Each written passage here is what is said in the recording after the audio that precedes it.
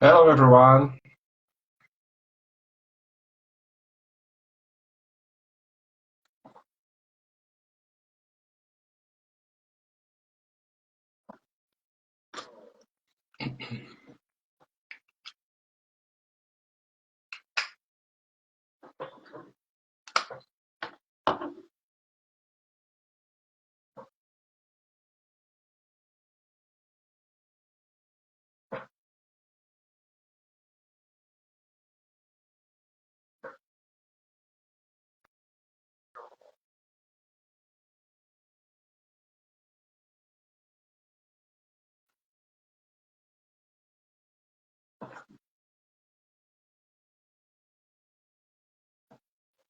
Hi, everyone. Hi, Anna.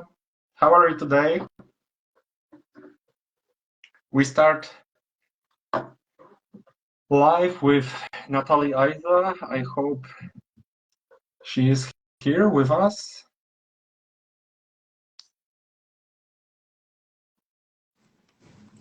Hi, Lucas. Yay! Hi, Good to see Natalia. you. Awesome. Late, but So I'm. sorry about the confusion and the time. Yeah. No, it's okay. So we might have to redo this based on, if others are joining us. But I'm really glad that we at least can do this for 30 minutes. Yeah. Hello, my name is Tymek.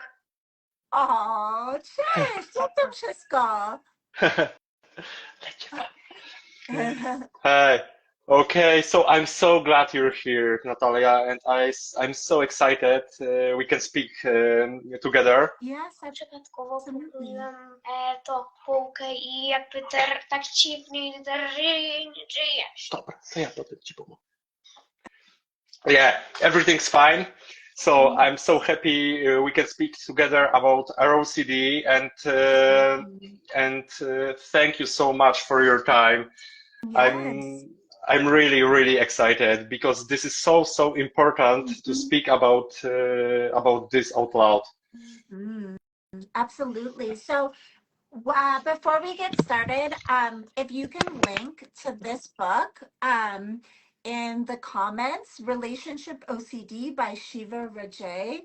Yeah, This is the absolute best ROCD book. It's more simplistic than what you would be doing with a clinician, but honestly just assigning this book to a listener, to a reader, will move mountains in terms of yeah, acknowledging that what you experience actually is RCD. absolutely. I love this book. Shiva is so amazing, and this book was really helpful in my case. Wonderful. So today we're going to talk about when we start gaslighting ourselves. So ROCD, relationship OCD, it feels like something is wrong in your relationship, that the person that you're with isn't right for you, you're not right for them, something is wrong, something bad might happen. And we're obsessing about our relationship, essentially the same way someone with contamination OCD might obsess with things being dirty. And so at some point, we are likely to start undermining our understanding that we have our OCD and say to ourselves, but wait, what if this isn't our OCD and I'm actually in the wrong Yeah, relationship? yeah, this is so important to see the difference between Mhm. the doubts, natural doubts in every healthy relationship. And I can think about is this the right person or something like that, but it's absolutely normal. But Mhm. when we speak about our OCD thoughts, uh, Mhm. sometimes we have something in our head. What if it's not our OCD? What if it's true? Because these feelings seems to be so real. Yes. Yeah. And like with all OCD, it will have physical presentations. So our OCD will cause you to have an ick sometimes when you're with your partner, if you've been worried about that. It will cause you to have real life signs that something is wrong in your relationship. And truly, truly, that does not change the fact that it's part of your OCD. However, you can sort of get wrapped up in the so-called evidence that you're finding. Hmm.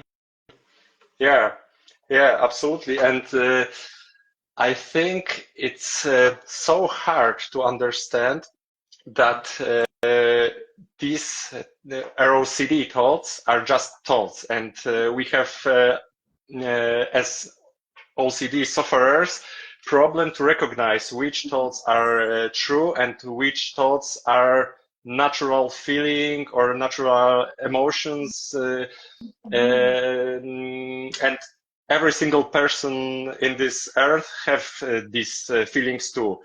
When Yes. for example, when I got married, I can have thoughts: is this the right person? Of is this the true love or something like that? But Mhm. this is absolutely normal. Yes. But when we have our OCD thoughts, we're ruminating for hours about our thoughts, about our emotions.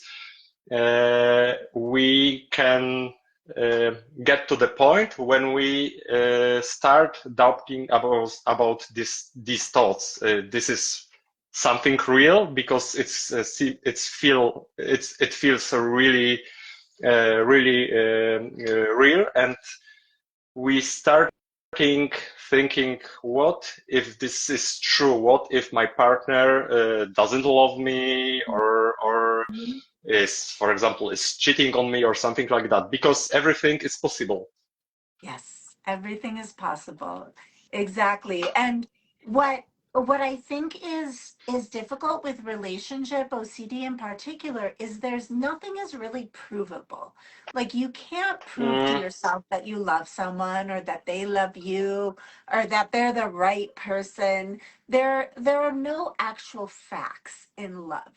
And that causes us to really have to sit with the ultimate uncertainty of, especially when we're building our life around someone, knowing that we could be building our life around someone without having certainty that they are in fact the right person and that things are going to go well. The search for this certainty is not only impossible, but it's also highly damaging to the relationship, because it asks us to almost like hyperfixate on our partner and on the relationship in a way that becomes a self-fulfilling prophecy. We cause mm. our relationship to be damaged by our obsession about whether or not it's damaged. Yeah, because these questions for reassurance are really, uh, I think, in my case, are really aggressive. Mhm. When I ask about something, my wife was so irritated about this question, and this is so hard to understand, that these are just thoughts, and that OCD is not me. This is Mhm. so hard to understand, because this subtype of OCD hits directly into our girlfriends, our wife, our close ones, or even our pets. Mhm. Uh, Absolutely. Absolutely. So, some of the ways that ROCD will make us compulse and involve our partner in compulsion are questions. Like Łukasz was saying, like, are you mad at me? Do you love me? Where were you? What if you fall out of love with me? What if we're not good for each mm, other? Those types of questions. And basically they in a non-OCD way, those questions can just be asked once and like, considered as like a normal part of communication. But in ROCD, they get really intense and they're repetitive. So it's not that we'll ask our partner once, "Do you love me?" It's like incessant. And that's why we have to really understand how our questioning and how our compulsing is really affecting the other person. yeah, absolutely. And when we speak about ROCD, it's really often, or even I had this question all day. Okay, my wife answered me for my question, but few seconds after or few minutes after comes the next what if. What Yes. if, and OCD always find the next what if, and this is the problem, because we can recognize through this when if this is a OCD thought, or is this the real feeling or something like that. Absolutely. Yeah, 1000%. I think that we think that we're going to feel relief when we Yeah, compulse. And like all types of OCD, we think that getting more information or making a connection with our loved one will help tame the ROCD, but it actually inflames it long term because we get temporary relief, but then long term, we're left with more doubting. And this is where, like, a couples counselor, if they don't understand OCD, can actually make ROCD worse.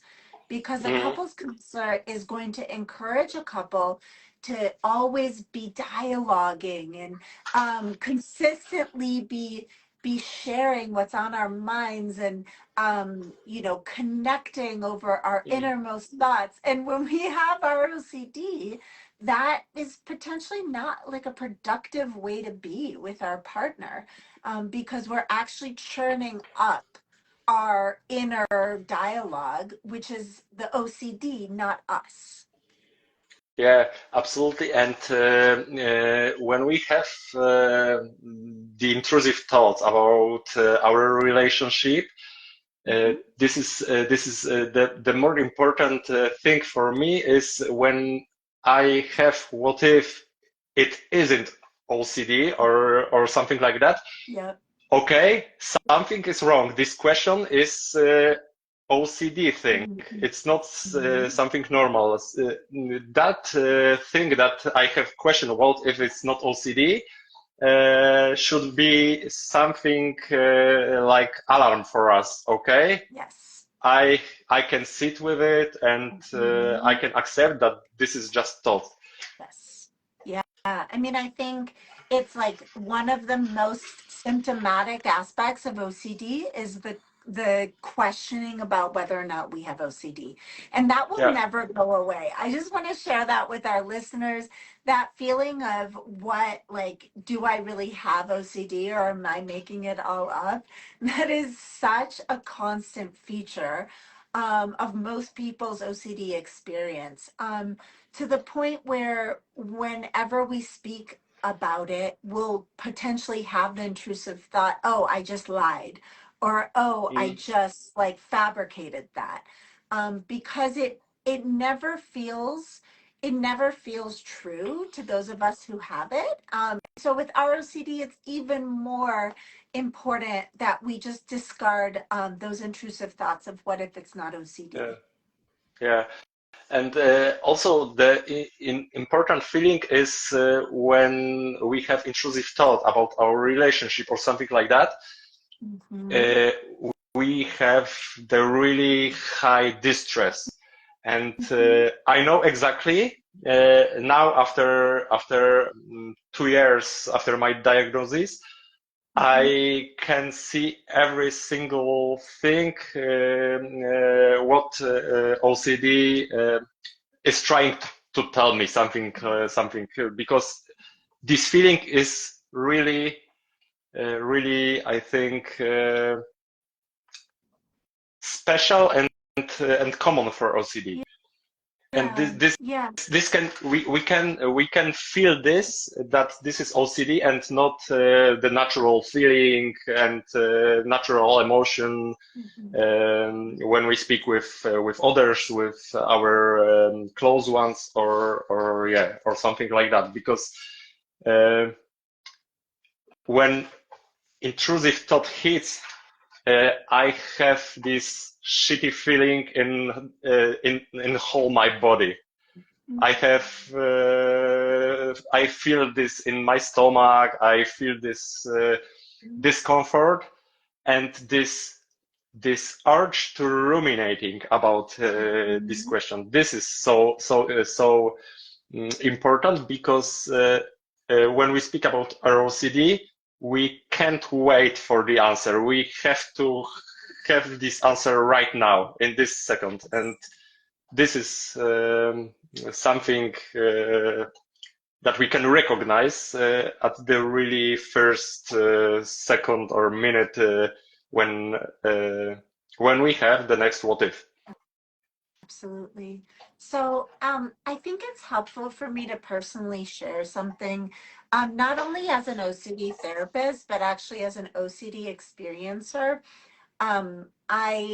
I came out of a 16-year marriage and went into, now 3-year, very healthy relationship.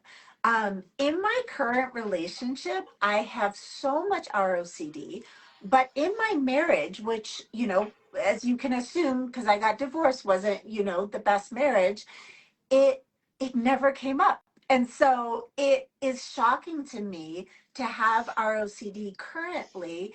And also it helps me ungaslight myself because I see Mm, that ROCD is striking when I am in a happy, connected, stable relationship, yeah, but not when I actually should be questioning my relationship. yeah, And that's for me the central irony. And it very much has helped me discard my intrusive ROCD thoughts, simply because I know that they are based on, the fact that the OCD strikes you where you care the most, where the yeah, person that means the most to you. And so of course they are going to come up around, a partnership that is, a very happy, very fulfilling partnership. yeah.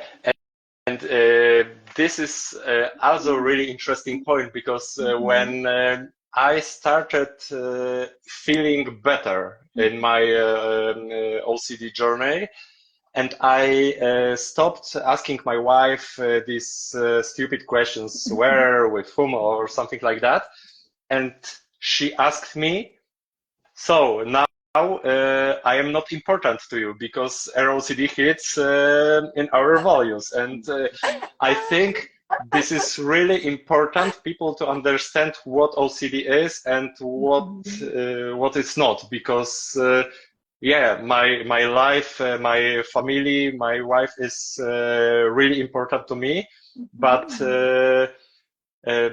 just because of that, I'm feeling better right now, and I don't ask these stupid questions.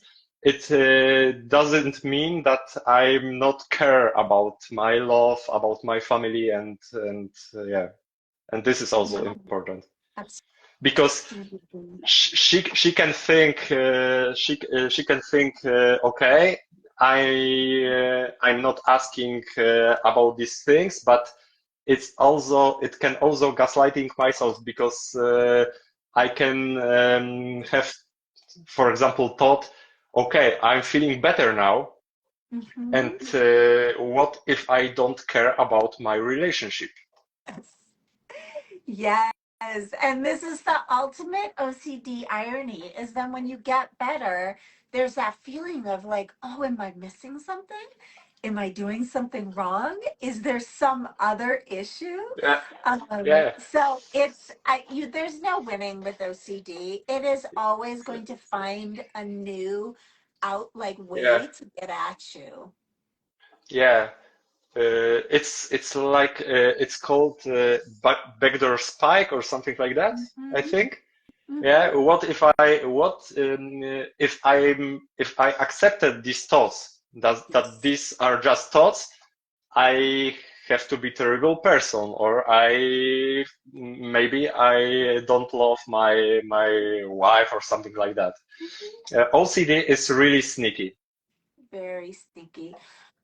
So Wukash, since we only have about 10 minutes left, I'm wondering if anybody who's listening Yeah. has any questions for a therapist. I'm a therapist. This is not a substitution for therapy at all. This is Yeah. just coaching and psychoeducation, but I'd be happy to answer any questions that people can put in the chat.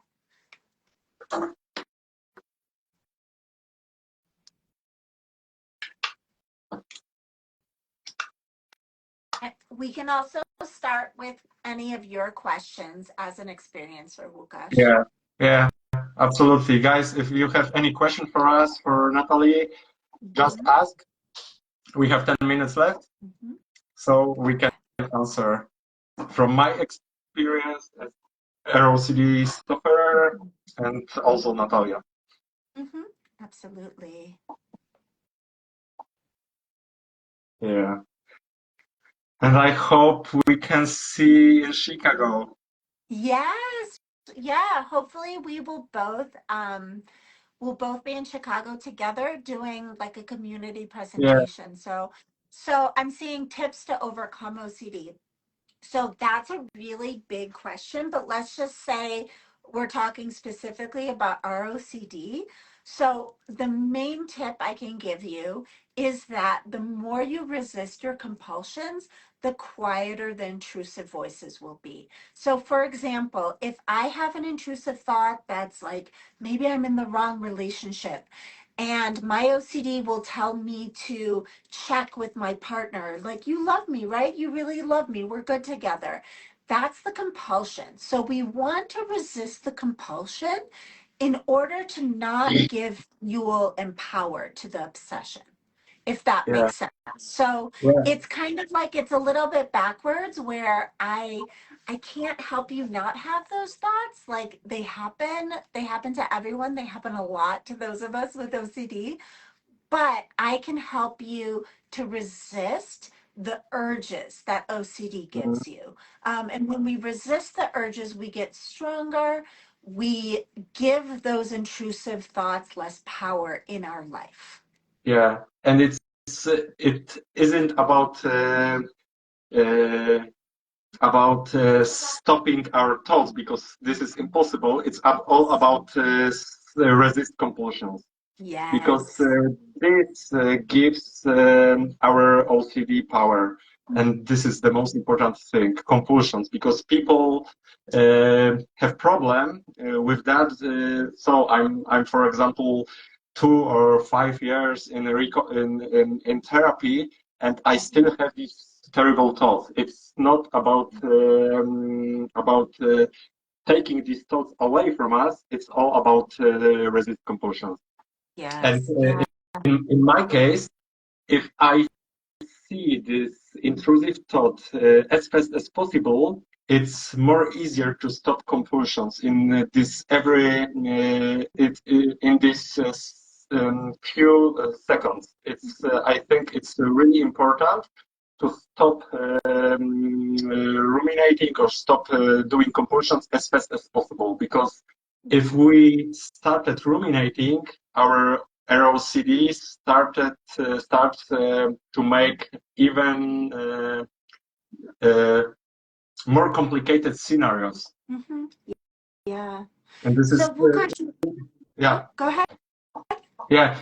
And if we ruminating 5 minutes, half an hour, an hour, it's not so easy to stop it. Yes. Yeah. So Łukasz, I think maybe it might be helpful for our listeners for me to list some of the common compulsions associated with ROCD.